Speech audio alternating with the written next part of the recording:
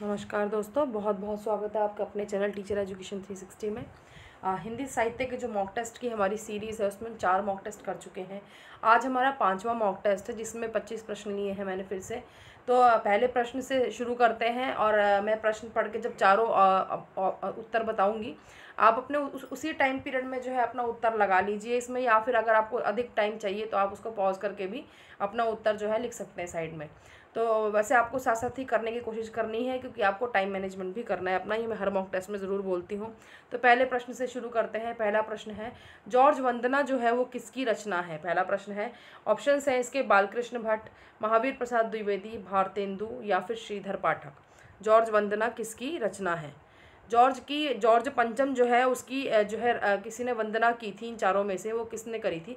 तो इसका जो उत्तर है वो है हमारा श्रीधर पाठक उत्तर है इसका, क्योंकि जॉर्ज पंचम की स्तुति में जो है श्रीधर पाठक ने श्री जॉर्ज वंदना गाई थी, तो श्रीधर पाठक इसका उत्तर है। दूसरा है, बुद्ध चरित जो है वो किसकी रचना है? रामचंद्र शुक्ल की रचना है, श्रीधर पाठक की, लोचन प्रसाद पांडे की या महावीर प्रसाद द्विवेदी की? तो इसका जो उत्तर है, बुद्ध चरित जो है वो रामचंद्र शुक्ल की रचना है। तीसरा प्रश्न देखते हैं, रविंद्रनाथ ठाकुर की जो रचना है गीतांजलि, उसको नोबेल पुरस्कार कब मिला था? इसके 4 ऑप्शंस हैं, 1903, 1913 ईस्वी, 1914 और 1923 ईस्वी। रविंद्रनाथ ठाकुर जी की रचना है ये गीतांजलि। तो ये बताना है हमें कि जो है कब पुरस्कार मिला था, नोबेल पुरस्कार। तो जो इसका उत्तर है वो है 1913 ईस्वी। जो मुझे आपको ये प्रश्न 2 का बताना था, बुद्ध चरित किसकी रचना है? रामचंद्र शुक्ल की। तो इसके बारे में बताना चाहूँगी आपको कि आचार्य शुक्ल जी ने जो है एडविन अर्नाल्ड के लाइट ऑफ एशिया जो है उसका बुद्ध चरित नाम से ब्रज भाषा में पद्य अनुवाद किया था। इसमें 8 सर्ग हैं और 25 भाग हैं। तो ये बुद्ध चरित जो है रामचंद्र शुक्ल जी का है। तो 3 प्रश्न हमारे यहाँ पे हो गए हैं। उसके बाद हम देखते हैं अपना जो हमारा अगला वाला प्रश्न है, वो देखते हैं हम। चौथा प्रश्न है, निम्नलिखित अपभ्रंशों में से अवधि का उदय जो हुआ है वो किस अपभ्रंश से हुआ है? अवधि भाषा का उदय किस अपभ्रंश से हुआ है? पहला है शौरसैनी, दूसरा है पैशाची, फिर मागधी, फिर अर्धमागधी। तो आपको इसमें दिमाग लगाना है कि अवधि जो है वो कौन सी हिंदी के अंतर्गत आती है, उससे आप अंदाज़ा लगा सकते हैं कि किस जो है अपभ्रंश से इसका विकास हुआ है। तो हम देखते हैं अब जो इसमें अवधि का उदय हुआ है वो हुआ है अर्धमागधी से इसका विकास हुआ है, क्योंकि ये जो हमारी अवधी, बघेली और छत्तीसगढ़ी है तीनों ही पूर्वी हिंदी में आती हैं, जिसका उदय पूर्वी हिंदी का किससे हुआ है? अर्धमागधी अपभ्रंश से हुआ है। उसके बाद है 5वां प्रश्न देखते हैं, आधुनिक भारतीय भाषाओं का विकास किस भाषा से हुआ है? पाली है, प्राकृत है, संस्कृत है और अपभ्रंश है। 4 ऑप्शंस है, आधुनिक भारतीय भाषाओं का विकास किस भाषा से हुआ है? तो इसमें जो हमारा उत्तर है वो है हमारा अपभ्रंश से जो है आधुनिक भारतीय भाषाओं का विकास हुआ है। क्योंकि हमें पता है जो सीक्वेंस है भाषाओं का वो इस प्रकार से रहा है। सबसे पहले संस्कृत थी जो कि वैदिक और लौकिक संस्कृत में बटी हुई थी, फिर पाली, फिर प्राकृत, फिर अपभ्रंश आता है, उसके बाद आधुनिक भारतीय भाषाएं प्रारंभ होती हैं। तो अपभ्रंश से ही आधुनिक भारतीय भाषाओं का विकास हुआ है। अगला देखते हैं, कामायनी की मूल संवेदना इनमें से कौन सी है? 4 ऑप्शंस दिए हुए हैं, आनंदवाद की स्थापना, श्रद्धा और ईड़ा का समन्वय, सामाजिक समरसता की स्थापना और मनुष्य के संघर्ष का उद्बोधन। जो कामायनी की मूल संवेदना या सब कह सकते हैं, कामायनी जो लिखा गया है वो किस लिए लिखा गया है, उसका जो परम उद्देश्य कह सकते हैं वो भी इसमें क्या है, मूल संवेदना इसकी। तो इसका जो उत्तर है वो है हमारा आनंदवाद की स्थापना। जयशंकर प्रसाद का है कामायनी, जिसका मूल दर्शन हमें मिलता है समरसतावाद है या आनंदवाद कह सकते हैं हम। तो इसकी जो मूल संवेदना वो है आनंदवाद की स्थापना। अगला प्रश्न देखते हैं, 7वां प्रश्न, काव्य भाषा के रूप में अवधि का सर्वप्रथम प्रयोग जो है वो किस रचना में हमें मिलता है? 4 ऑप्शंस हमारे पास हैं, पद्मावत है, हर्षचरित है, चंदायन है, रामचरित मानस है। तो हमारा जो काव्य भाषा के रूप में अवधि का सर्वप्रथम प्रयोग मिलता है वो हमें मिलता है चंदायन में मिलता है हमें। चंदायन किसकी है? मुल्ला दाऊद की है, 1379 ईस्वी। 8वां प्रश्न देखते हैं, फूल नहीं रंग बोलते हैं किस कवि की रचना है? 4 ऑप्शंस हैं, अज्ञे है, शिवमंगल सिंह सुमन है, केदारनाथ अग्रवाल है और केदारनाथ सिंह है। फूल नहीं रंग बोलते हैं, तो ये जो रचना है किसकी रचना है? ये है केदारनाथ अग्रवाल की रचना है और इसका जो रचना का वर्ष है हमारा वो है 1965 ईस्वी। 9वां प्रश्न देखते हैं, आशंका के द्वीप अंधेरे में के नाम से मुक्ति बोध की जो कविता है अंधेरे में, बड़ी फेमस कविता है, बड़ी प्रसिद्ध कविता है अंधेरे में, उसका प्रकाशन जो है सर्वप्रथम किस पत्रिका में व कब हुआ था? और किस नाम से हुआ है? आशंका के द्वीप अंधेरे में। तो 4 ऑप्शन हमारे पास है, कल्पना 1961, कल्पना 1964, दिनमान 1965 और पूर्वग्रह 1974। इसमें पत्रिका का नाम भी दिया हुआ है, साथ में उसका वर्ष भी दिया हुआ है, दोनों ही आपको बताने हैं। तो हमारा जो उत्तर है इसमें से वो है कल्पना 1964। तो आशंका के द्वीप अंधेरे में जो कविता इस नाम से जो है उनके अंधेरे में कविता का प्रकाशन हुआ था, कल्पना पत्रिका है 1964 ईस्वी में। 10वां प्रश्न देखते हैं, तुर्की अरबी हिंदवी भाषा जेती आही जामे मार्ग प्रेम का सबे सराहे ताही।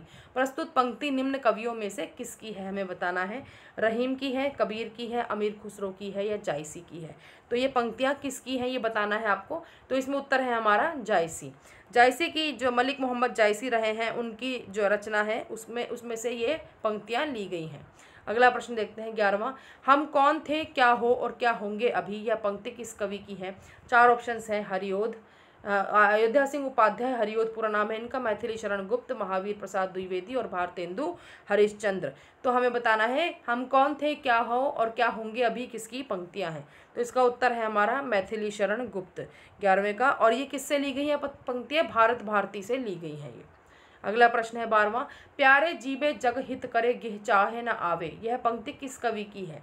पहला है हमारा हरिओद, दूसरा जगन्नाथ दास रत्नाकर, फिर श्रीधर पाठक और भारतेंदु हरिश्चंद्र। तो हमारी ये पंक्तियां जो है वो किसकी हैं ये बताना है हमें। तो इसमें जो उत्तर है हमारा वो है हरिओद जो है हमारा इसमें उत्तर है इसमें 12वें प्रश्न का। अगले प्रश्न की तरफ चलते हैं। 13वां प्रश्न है, 11 वर्ष का समय जो है किसकी रचना है? रामविलास शर्मा है पहला ऑप्शन, फिर डॉक्टर नगेंद्र, नामवर सिंह और रामचंद्र शुक्ल। आपको दिख रहा है सारे ही आलोचना कार है, एक तरह से साहित्यकार तो हैं ही साथ साथ, और इन्होंने अपने हिंदी साहित्य के इतिहास में भी बड़ा योगदान है इन सभी का। तो इसमें से 11 वर्ष का समय जो है वो किसकी रचना है हमें बताना, और बड़ी प्रसिद्ध रचना है ये। तो ये रामचंद्र शुक्ल जी की जो है एक कहानी है इनकी 11 वर्ष का समय, रामचंद्र शुक्ल की कहानी। अब हम हिंदी कहानी पढ़ेंगे आगे इसके आगे, तो उसमें आपको ये पढ़ने को मिलेगी। रामचंद्र शुक्ल जी की कहानी 11 वर्ष का समय। 14 प्रश्न है हमारा, ये धर्म में विशिष्टाद्वैतवादी, विचारों में गांधीवादी और साहित्य में अभिधावादी है, यह कथन किस विचारक से संबंधित है? यानी कि इनके बारे में ये बातें बताई गई हैं, इन चारों में से वो कौन है? अयोध्या सिंह उपाध्याय हरिओद, दूसरा मैथिली शरण गुप्त, फिर महावीर प्रसाद द्विवेदी और सिया राम शरण गुप्त। इन चारों के बारे में कि धर्म के मामले में तो ये विशिष्टाद्वैतवाद सिद्धांत के हैं, फिर विचारों में ये गांधीवादी हैं और साहित्य में अभिधावादी हैं। तो ये किसके बारे में कहा गया है? ये कहा गया है महावीर प्रसाद द्विवेदी के बारे में, इन विचारक से संबंधित है। कहा नहीं गया मतलब इनके बारे में है ये बात कि ये विशिष्टाद्वैतवादी हैं, गांधीवादी और अभिधावादी हैं। 15वां प्रश्न है, दिवस का अवसान समीप था, गगन था कुछ लोहित हो चला, तरु शिखा पर थी अब राजती, कमलनी कुल वल्लभ की प्रभा। तो इन ये पंक्तियों के कवि कौन हैं ये बताना है हमें। अयोध्या सिंह उपाध्याय हैं, जयशंकर प्रसाद हैं, श्रीधर पाठक हैं और मैथिली शरण गुप्त हैं। तो इसमें जो हमारा उत्तर है वो है अयोध्या सिंह उपाध्याय, और पूरा नाम इनका आगे हरिओद। तो ये मैं कहती हूँ पूरा नाम याद करेंगे तो आपको याद रहेगा, अयोध्या सिंह उपाध्याय हरिओद की पंक्तियाँ हैं ये हमारी 15वें प्रश्न में। 16वां प्रश्न देखते हैं, संपूर्ण देशों से अधिक किस देश का उत्कर्ष है, उसका की जो ऋषि भूमि है वो कौन? भारतवर्ष है। इन पंक्तियों के रचनाकार कौन है बताना है हमें। बालमुकुंद गुप्त है, मैथिली शरण गुप्त है, श्रीधर पाठक है और इनमें से कोई नहीं है। तो ये पंक्तियां आपको याद करके बतानी है कि ये किसकी पंक्तियां हैं। तो ये है पंक्तियां मैथिली शरण गुप्त की, दूसरा ऑप्शन है इसमें। 17वां प्रश्न देखते हैं, निम्नलिखित कवियों में से अमीर खुसरो के समकालीन किस कवि ने अवधि में रचनाएं लिखी हैं? अमीर खुसरो का जो समय काल था वो लगभग था 1262 से 1324 ईस्वी था। तो उन्हीं के समकालीन कौन सा कवि है इन चारों में से जिसने अवधि में रचनाएं की हैं? तुलसी, मसूद, मुल्ला दाऊद या जायसी। तो आपको दिख रहा है सभी ने इनमें अवधि में रचना की, लेकिन अमीर खुसरो के समकालीन कौन है ये बताना है। तो हमारा इसमें ऑप्शन जो है वो है हमारा तीसरा वाला, मुल्ला दाऊद। 18वां प्रश्न, निम्नलिखित संस्थाओं का वरीयता क्रम बताना है हमें इसमें। पहला है हमारा हिंदी साहित्य सम्मेलन, फिर दक्षिणी भारत हिंदी प्रचार सभा, नागरी प्रचारिणी सभा और राष्ट्रीय भाषा प्रचार समिति। इन चारों में का हमें जो है जो इनका स्थापना वर्ष है उसके हिसाब से इनका जो है हमें क्रम लगाना है। तो कौन सा इसमें से सही होगा हमारा? तो 18वें का हमारा दूसरा वाला सही है, यानी कि सबसे पहले तो ग आएगा, यानी कि नागरी प्रचारिणी सभा, जिसका हमारा जो स्थापना वर्ष है वो है 1893 ईस्वी। फिर दूसरा है हमारा, इसके बाद आता है हमारा क वाला, हिंदी साहित्य सम्मेलन, जिसका स्थापना वर्ष है 1910 ईस्वी। उसके बाद आता है ये उसके बाद हमारा है ख वाला, यानी कि ये वाला नहीं, ख दक्षिणी भारत हिंदी प्रचार सभा, जिसका स्थापना वर्ष है 1918 ईस्वी। और उसके बाद लास्ट हमारा आता है घ वाला, राष्ट्रीय भाषा प्रचार समिति, जिसका स्थापना वर्ष है 1936 ईस्वी। तो ग क, पहले ग, फिर क, फिर ख, फिर घ, इस तरीके से सीक्वेंस है इसका यहाँ से स्टार्ट होके। और चारों का है 1893, 1910, 1918, 1936। तो सेकंड वाला ऑप्शन इसका आंसर है। 19वां प्रश्न देखते हैं। तुर्क हिंदुस्तानी मन हिंदवी गोयम जवान, अर्थात मैं हिंदुस्तानी तुर्क हूँ और हिंदवी में जवाब देता हूँ, यह पंक्ति किसकी है? इसमें चार ऑप्शन है हमारे पास, अमीर खुसरो हैं, मुल्ला दाऊद हैं, जायसी हैं या अबू सईद है। इन चारों में से कौन कह रहा है कि मैं हिंदुस्तानी तुर्क हूँ और हिंदवी में जवाब देता हूँ? तो इसका जो ऑप्शन हमारा आंसर है वो है अमीर खुसरो। अमीर खुसरो जी ने अपने आप को हिंदुस्तानी तुर्क कहा है और वो हिंदवी में जवाब देते हैं, याद कर लीजिए। और इन्होंने इसी के बारे में कहा है, तो ये हमेशा याद रहेगा आपको, अमीर खुसरो। 20वां प्रश्न है। देसिल बआना सब जन मिठा, पंक्ति में देसिल बआना से क्या तात्पर्य है? प्राकृत, देसिल बआना का मतलब प्राकृत भाषा है या ब्रज भाषा है या बोलचाल की अपभ्रंश है या प्राचीन अपभ्रंश है, आपको बताना है। देसिल बयाना सब जन मिठा, इसमें से इसका देसिल बयाना का क्या अर्थ है? तो इसमें जो हमारा सही उत्तर है वो है हमारा बोलचाल की अपभ्रंश। 21वां प्रश्न देखते हैं। छोड़ द्रुमों की मृदु छाया, तोड़ प्रकृति से भी पाया, बाले तेरे बाल जाल में कैसे उलझा दूं लोचन, ये जीवन नहीं है यहाँ पे, लोचन है। और भूल अभी से इस जग को, इन पंक्तियों के कवि कौन है? इसमें से जयशंकर प्रसाद है, महादेवी वर्मा है, सुमित्रा नंदन पंत है या मैथिली शरण गुप्त है, ये बताना है आपको। तो इसका जो सही उत्तर है वो है हमारा तीसरा वाला, सुमित्रा नंदन पंत। आगे देखते हैं 22वां प्रश्न। इसकी कथा वस्तु एक महाकाव्य क्या अच्छे प्रबंध काव्य के लिए भी अपर्याप्त है? आचार्य रामचंद्र शुक्ल की ये पंक्तियां किस रचना से संबंधित हैं? चार ऑप्शन है, द्वापर, कामायनी, साकेत या प्रिय प्रवास। तो इन चारों में से किसके बारे में रामचंद्र शुक्ल ने ये पंक्तियां बोली हैं, ये बताना है आपको। तो इसमें जो सही उत्तर है वो है हमारा प्रिय प्रवास। प्रिय प्रवास के बारे में, प्रिय प्रवास किसका है? अयोध्या सिंह उपाध्याय हरिओद का प्रिय प्रवास है। इसके बारे में ये पंक्तियां जो है रामचंद्र शुक्ल जी ने कही हैं। फिर मुझे फूल मत मारो शीर्षक गीत साकेत के किस सर्ग से संबंधित है? मतलब साकेत का कौन सा वाला सर्ग या कौन सा अध्याय कह सकते हैं जिसमें ये गीत है मुझे फूल मत मारो? 9वें अध्याय में, 7वें में सर्ग में, 10वें में, 8वें में, ये बताना है आपको।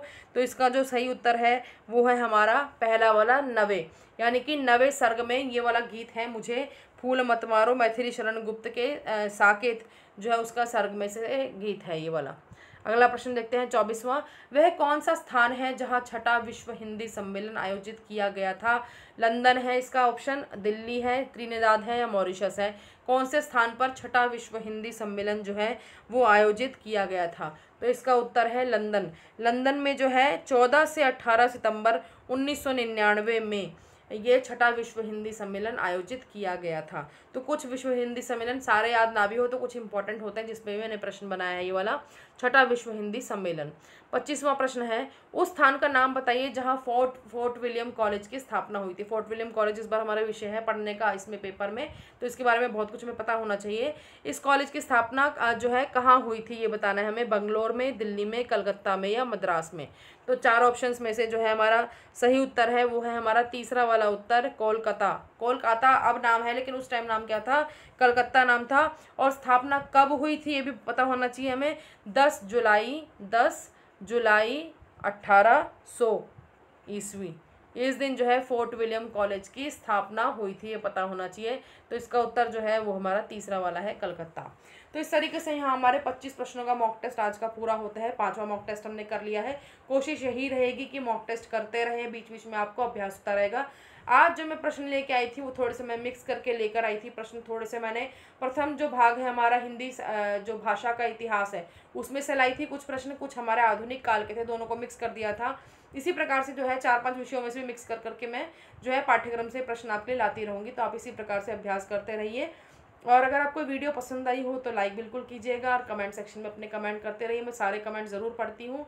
और मुझे ये भी कहना था कि कुछ को दिक्कत होती है कि आप कहते हैं हमें कि प्लेलिस्ट में अपने ढंग से जो है सेक्शन वाइज आपने वीडियोस नहीं अरेंज कर रखी हैं, जबकि हमने सारी प्लेलिस्ट जो है वो पाठ्यक्रम के हिसाब से बनाई हुई है। पाठ्यक्रम में जैसा इकाई का नाम है उसके हिसाब से ही हमने प्लेलिस्ट बनाई है, जैसे कि इकाई 1, इकाई 2, इकाई 6, इस प्रकार से आप प्लेलिस्ट सर्च कीजिए, उसके हिसाब से आपको सारी वीडियोस वहाँ पे मिल जाएंगी, बिल्कुल ढंग से अरेंज कर रखी हैं, तो आप वहाँ पे जाकर देख सकते हैं। तो चैनल भी सब्सक्राइब अगर आपने नहीं किया है तो कर लीजिए, नोटिफिकेशन बेल भी दबाइए और हमारी वीडियोस को भी शेयर कीजिए अपने दोस्तों के साथ, जो भी पढ़ रहे हैं, जो पढ़ाई कर रहे हैं यूजीसी से नेट के लिए, ताकि उनके लिए भी सहायक हो, ताकि उनको भी मदद मिल सके पढ़ाई करने में। धन्यवाद।